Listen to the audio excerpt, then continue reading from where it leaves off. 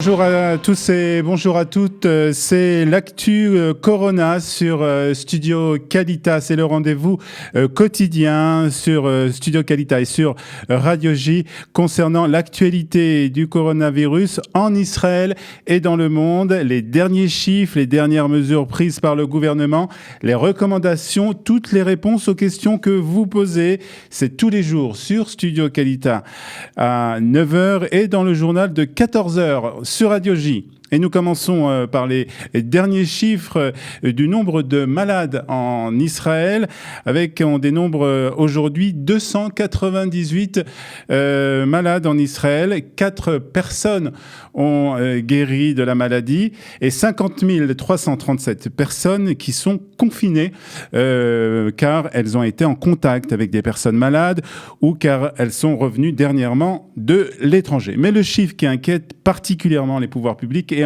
plus particulièrement encore le ministère de la Santé, c'est le nombre de nouveaux cas de la maladie. 80 pour la seule journée d'hier. Cela veut dire, comme vous pouvez le voir, ou pas encore peut-être, on va le voir sur la diapositive, que la courbe du nombre de malades est en augmentation. On attribue cette augmentation à 2 éléments. Le premier naturel, on est en plein cœur de cette évolution, de cette épidémie, et c'est ainsi qu'évolue n'importe quelle épidémie. Et le second, par le fait que le nombre de tests effectués pour dépister de nouveaux malades sont donc de plus en plus nombreux. Ici en Israël, on est passé de 750 tests par jour à 1200. Et bien entendu, plus il y a de tests, plus il y a des cas qui sont dépistés. Mais ce chiffre de 80 nouveaux cas a de quoi inquiéter les responsables du ministère de la Santé. C'est pourquoi, hier, ces derniers ont demandé au Premier ministre de déclarer l'état d'urgence en Israël. Une sorte de couvre-feu, une sorte de confinement de tous les habitants du pays pendant 14 jours. Seuls les services vitaux fonctionneraient. Une mesure qui, si elle était prise, aurait de nombreuses conséquences sur l'économie israélienne. D'ailleurs, cela a valu de voir fleurir beaucoup de fake news, ces nouvelles fausses sur Internet à ce sujet. Vous savez, ces fausses informations qui ont l'air vraies, mais qui ne le sont pas en fin de compte. Ainsi, hier a circulé un communiqué se voulant être du ministère de la Santé, selon lequel le Premier ministre était sur le point d'annoncer l'état d'urgence en Israël, ce qui, bien évidemment, était totalement faux. Par contre, le Premier ministre a hier fait une déclaration, hier soir à 21h. Il était accompagné du ministre des Finances, Moshe Kahlon, pour annoncer une série de mesures économiques. Alors, voyons ensemble quelles sont ces mesures. D'abord, Benjamin Netanyahu a démenti les rumeurs de couvre-feu ou d'état d'urgence en Israël, donc aucun état d'urgence en Israël pour le moment. Il a par contre confirmé une annonce qui avait déjà été faite en fin de semaine dernière et selon laquelle des moyens électroniques seront utilisés pour lutter contre la propagation du coronavirus. Les services vitaux restent dans le mode normal. Par contre, il a annoncé des changements dans le secteur public. En effet, toute personne qui n'a pas de poste vital, de poste indispensable, seront en congé payé jusqu'à Pessah. C'est-à-dire que si vous êtes fonctionnaire, que vous n'avez pas un poste indispensable au sein de votre administration, de votre ministère, vous êtes à partir d'aujourd'hui en congé payé jusqu'à Pessah. Dans le secteur privé, là aussi, il y a des nouvelles modifications, des nouvelles consignes. Il faut réduire de 70% le nombre de personnes qui travaillent dans le même endroit en même temps. Pour les personnes qui sont licenciées, là c'est très important, c'est une mesure très importante qu'elle concerne beaucoup de personnes. Pour les personnes qui sont licenciées ou mises en congé sans solde par leur employeur, et elles sont nombreuses, comme je vous le disais, parce que ces derniers jours, plus de 4000 personnes ont été licenciées ou mis en congé sans solde depuis le début du mois de mars. Pour ces personnes, donc, Benjamin Netanyahu a annoncé une réduction de la période nécessaire pour percevoir une allocation chômage.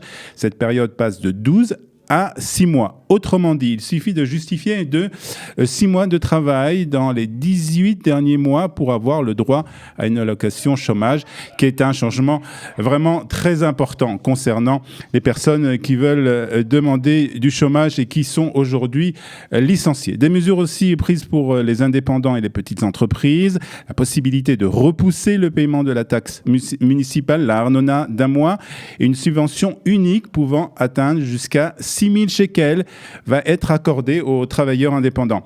Il y aura aussi un report du délai du paiement de la TVA au 27 avril, la possibilité de reporter les paiements des factures d'eau et des cotisations sociales, et puis aussi la compagnie d'électricité, la Chevrat HaChashmal, va faire preuve de flexibilité vis-à-vis des entreprises qui ne pourront pas payer leurs factures. Et puis enfin, une enveloppe de 8 milliards de shekels va être mise à la disposition pour des emprunts à taux réduit. Et puis aussi, Benjamin Netanyahou a annoncé qu'il va allouer 5 milliards de shekels supplémentaires pour mettre en œuvre une série de mesures visant à stimuler les moteurs de croissance de l'économie. Des mesures prises par le gouvernement pour venir en aide donc aux petites et moyennes entreprises qui connaissent des moments difficiles. Benjamin Netanyahou est revenu aussi sur les mesures prises déjà samedi soir, en particulier celle qui interdit le rassemblement de plus de 10 personnes et a demandé de bien respecter cet interdit. Et c'est le moment de parler de ce qui se passe depuis que les enfants ne vont plus à l'école. Ils sont à la maison, il faut les occuper et souvent les parents décident de les emmener dans des jardins publics, des jardins de la ville, et cette méthode est à bannir. En effet, les jeux qui sont mis à la disposition des enfants sont des nids à microbes et c'est une des façons les plus rapides d'attraper le virus. Je sais que c'est difficile de rester toute une journée avec des petits-enfants enfermés entre 4 murs, mais pour la santé de vos enfants et pour votre santé aussi, ne les prenez pas donc dans un jardin public. Un peu plus tard dans la matinée, Cathy sera avec vous pour vous donner justement des conseils comment occuper vos enfants pendant cette période difficile. Alors, vous êtes nombreux aussi à nous poser la question, savoir ce qui se passe si ma famille vient de l'étranger. Est-ce qu'on va la laisser rentrer en Israël? Qu'est-ce qu'ils vont devoir faire une fois qu'ils seront ici? Alors là, la réponse est la suivante. Les personnes qui n'ont pas de nationalité israélienne doivent faire une demande spéciale auprès de l'ambassade d'Israël 5 jours au moins avant leur départ et devront justifier d'un endroit où ils seront en isolement pendant 14 jours. Cela ne peut pas être un hôtel ou une cité universitaire. Il faut que ce soit une maison avec l'adresse de cette maison et de savoir comment on peut joindre ces personnes pendant donc cette période d'isolement. Une fois arrivés, donc, ils devront respecter les lois de confinement en vigueur en Israël. Et puis hier aussi, des chiffres intéressants concernant l'épidémie du coronavirus ont été publiés et qui ne concernent pas seulement Israël, mais le monde entier. Et ces chiffres confirment ce que nous savions déjà, c'est-à-dire que les plus de 60 ans sont ceux qui sont le plus exposés à cette maladie. Le taux de mortalité est de plus de 28% pour les personnes de plus de 60 ans. Il s'agit du taux de mortalité à l'intérieur de cette tranche d'âge, bien entendu. Il y a aussi des personnes qui sont plus exposées que d'autres au coronavirus, des personnes qui souffrent de maladies cardiovasculaires, les diabétiques, les personnes qui souffrent de maladies pulmonaires, ceux qui ont un cancer. Ils doivent donc faire particulièrement attention puisque ce virus attaque les voies respiratoires et donc les fumeurs sont aussi, eux, plus exposés à cette maladie. Une raison supplémentaire peut-être de décider d'arrêter de fumer. Terminons par les chiffres du coronavirus à travers le monde. Pardon. 179 836 malades dans le monde entier. Pour le moment, il y a 7 098 morts depuis donc, le début de cette épidémie et seulement... plus exactement, et plus de 593 pour la journée d'hier. L'Italie a le taux le plus inquiétant de nombre de nouveaux malades puisqu'il y a eu 3233 juste pour les dernières 24 heures. Je vous rappelle que vous pouvez poser vos questions sur la ligne de studio de Kalita, une ligne où on vous répond à toutes vos questions au 02 590 60 82. Donc on continue à respecter les consignes du ministère de la Santé, on garde une hygiène saine, on se lave régulièrement les mains avec du savon, on garde une distance de 2 mètres entre les personnes et ensemble, nous réussirons à vaincre le coronavirus. Dans quelques instants, vous retrouvez Cathy pour 1 heure, même plus 2 heures de direct avec toutes sortes d'interviews très intéressantes concernant cette période que nous allons vivre ensemble.